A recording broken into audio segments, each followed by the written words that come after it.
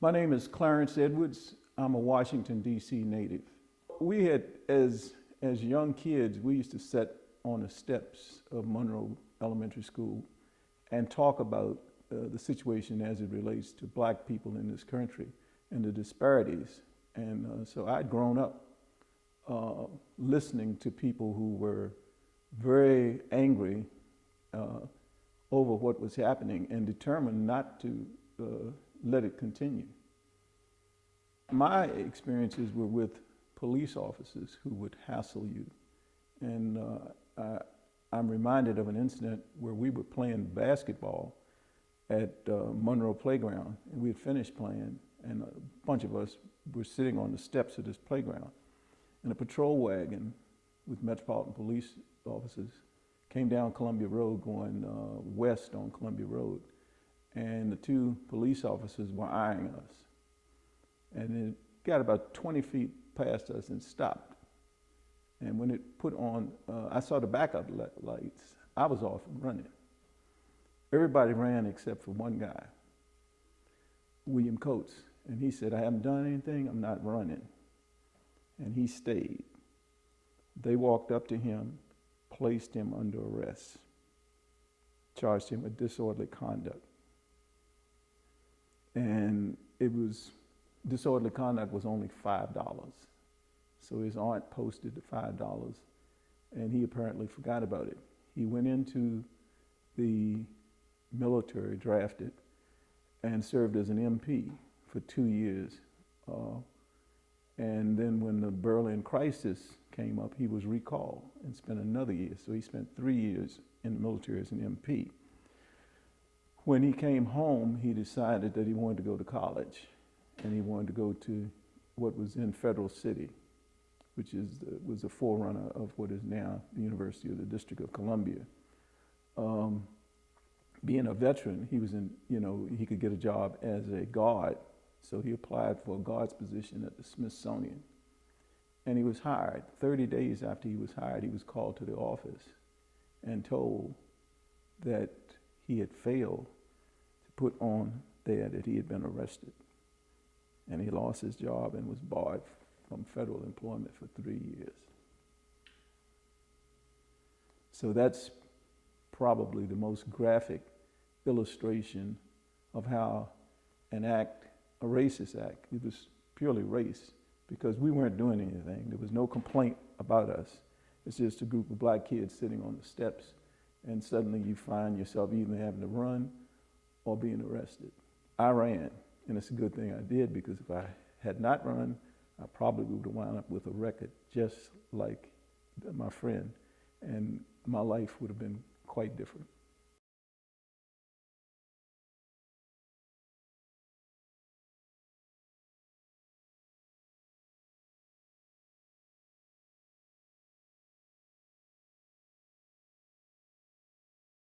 Necessity is the father of invention. I had a young family with children to feed and a wife. So the park police paid more money than the post office. So I went to the park police. And I was fortunate in that I was hired, because it was very difficult at that time for a black person to get a job at the United States Park Police. So I was able to get the job, and I determined that I was going to police fairly. And I had seen evidence of other people who had become police officers and suddenly caved in and did whatever they were told to do, even though in their heart of hearts they knew those things were wrong. I never did that. It was not an easy time for a black man to be a cop in America, because you did have those memories. That Sunday when those 4 young girls were killed, I looked at my young children and I said, they were much younger than that, but these were somebody's kids, and they were dead because of hatred. And so I said that I would become a police officer and try to police according to the law, to police without any type of racial, ethnic, or religious disparities, to do it strictly by the book. And for those who know me, In each of the police departments that I worked in, they can attest to the fact that that's how I policed. And if you worked for me, once I became a supervisor or a manager, and you engaged in anything that was untoward, that had a racial tinge to it, then you had to see me. And I had 4 principles. These principles came from playing football: preparation, performance, perseverance, and resiliency. You need those if you play football. You have to prepare physically. You have to know your plays. When the whistle blows, you perform. You have to persevere. If a person that you're playing in front of is equal or superior to you, you have to hang tough. If you lose, you have to pick yourself up, and that's where the resiliency comes in. So those characteristics I learned from my football coach, Sal Sylvester Hall, and I carried them throughout my life. I tried as a police officer to treat people as I would want to be treated, and never to do those things that I'd seen some police officers engage themselves in.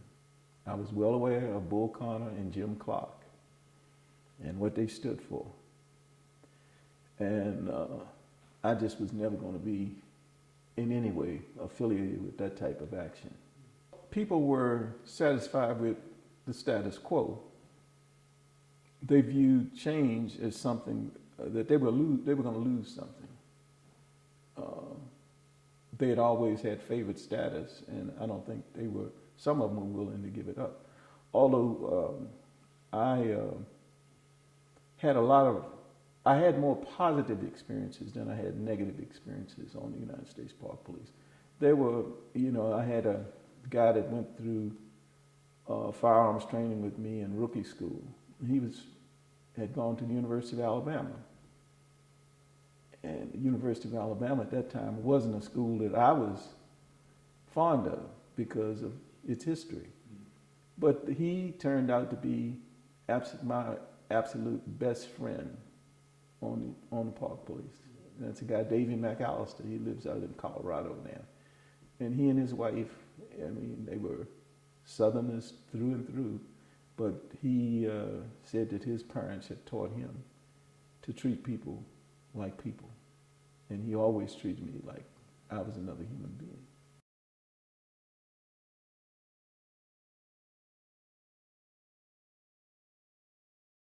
Ralph Featherstone was a friend of mine.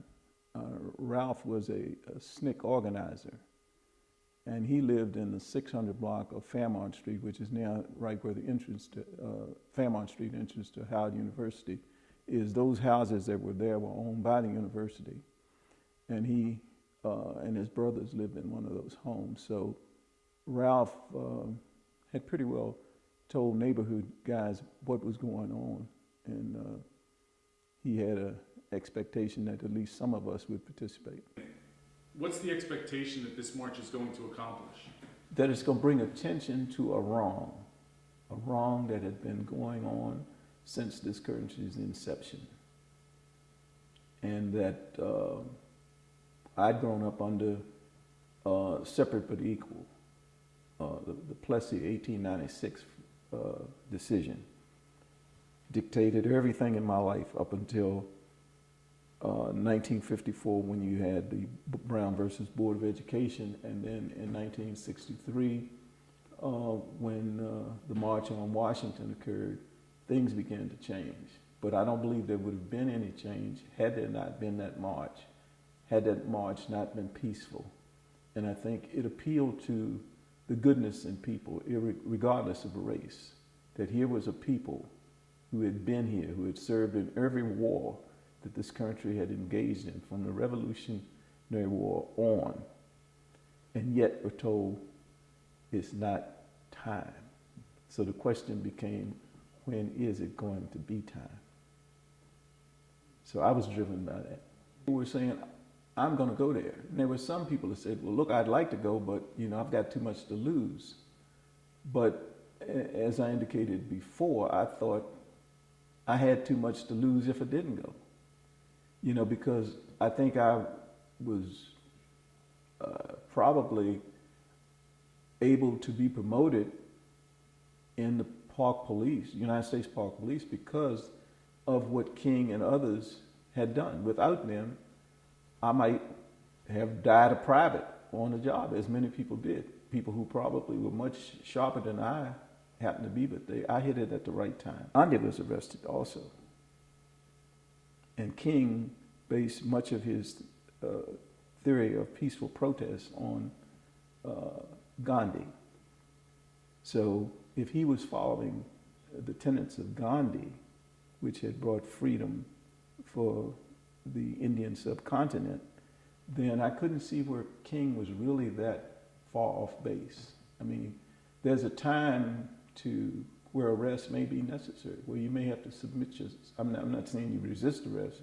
You may say that what is occurring is unlawful or is immoral.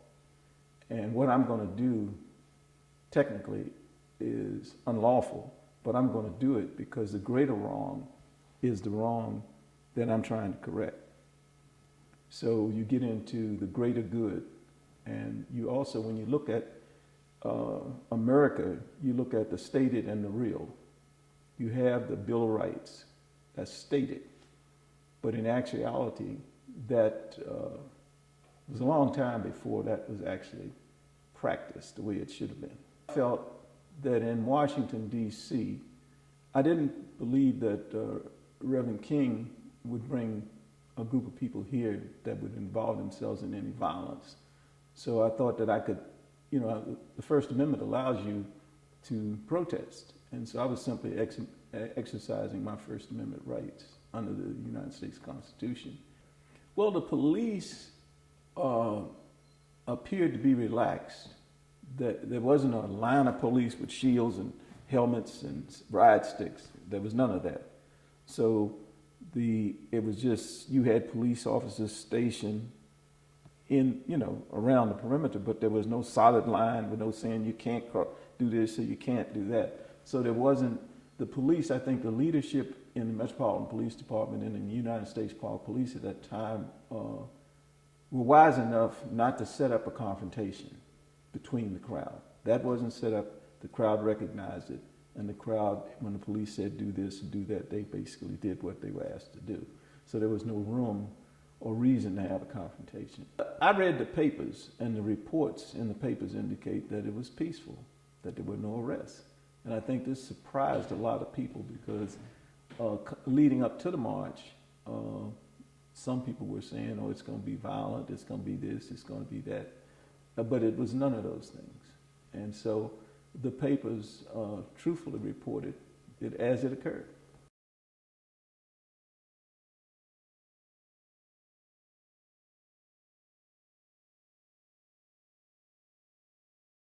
There was still resentment. Even though it had gone peacefully, there were officers, not all, but there were many officers who felt it shouldn't have occurred. They didn't need that. So it was interesting. I'm a person, I listen a lot and watch a lot, and I don't talk much. So I just watched and listened. My father had taught me that you have two eyes and one mouth, and there's a reason for that. And I followed that principle, say little, observe, listen, because you have to find out where people are coming from. But you have to establish who you are.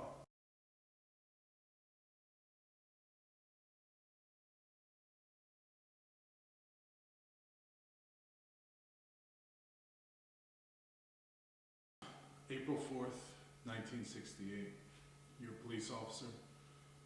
King has been assassinated. You were at the march.